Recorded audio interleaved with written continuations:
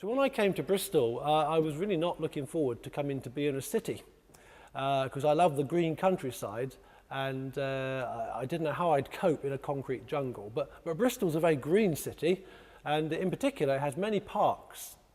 Now our house, the manse, is just about half a mile away from here, walking straight across the road, and halfway between the church and our manse is Perrott's Park.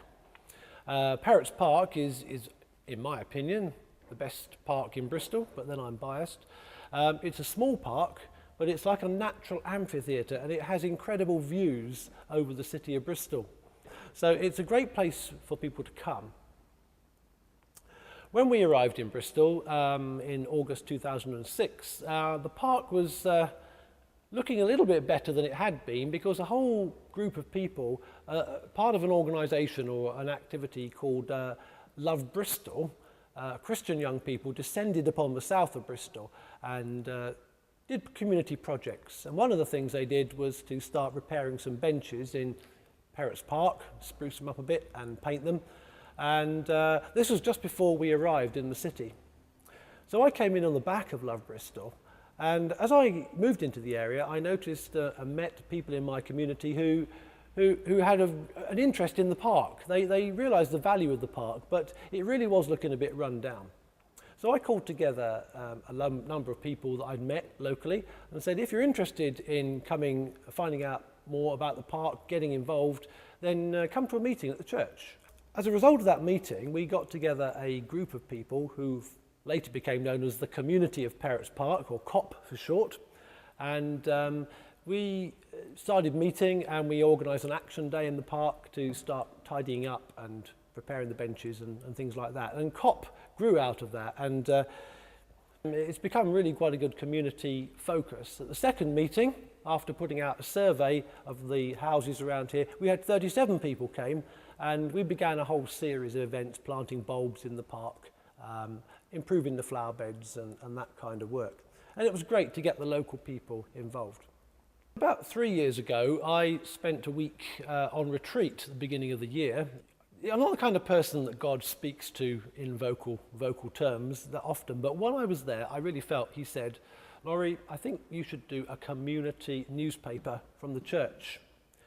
The idea was to put good stories about the church that our community might be interested in. And so on the front cover, here is an article about COP and about how it came together and local residents got involved in caring for our local park. And there on the front cover is a picture of a lady called Deborah. And Deborah had come to Bristol in order to get married, actually, but sadly things had gone wrong and her relationship had broken up. And I met her in the park, and she got involved in the park work. There she is, tidying up behind one of the bushes. And after a few weeks, she started coming along to the evening service. And Deborah, although she was brought up as an atheist, actually found faith. And before she moved away, she was baptised in the church. That was a really encouraging story. And that was the first cover story, if you like, on our TBC Times.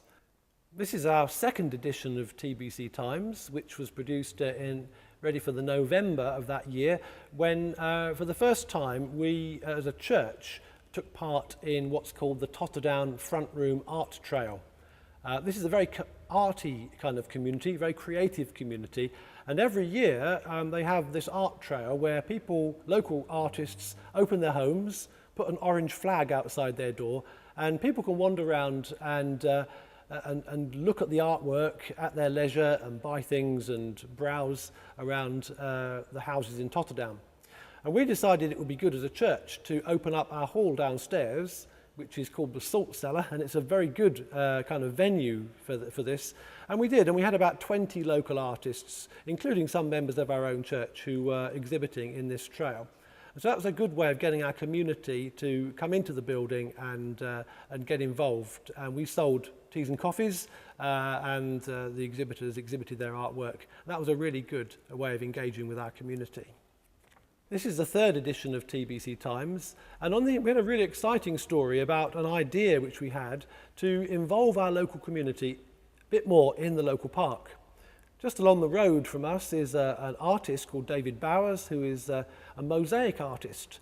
And we asked him if he would get involved with us, and he designed a human mosaic sundial, which works by standing on the various squares, and your shadow will give you the time at any time of the year. It's now installed in the park, and when the final opening came, we got the Lord Mayor of Bristol came to do the opening ceremony, and it was great. There were 200 or so children in the park celebrating the work that they'd done on a very windy day in May a couple of years ago.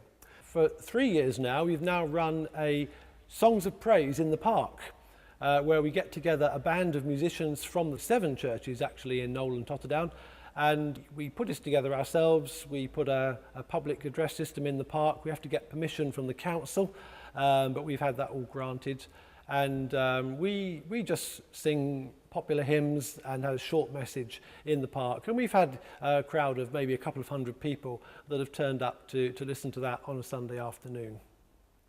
Our latest idea for engaging with the community came from one of our deacons a couple of years ago, who said, wouldn't it be good to get a street party outside the church and get the whole of our street involved in just having fun together outside?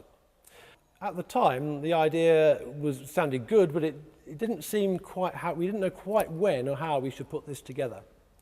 But this last summer, just past, we've had a lot of building work done at the church. We've had a new roof on the middle part of the church, and through a grant obtained through our playgroup, the Meet in the Premises, we've had new kitchen, new toilets and disabled access ramp facilities installed. So we thought it would be a very good idea to celebrate this building work by moving outside into the street for a street party.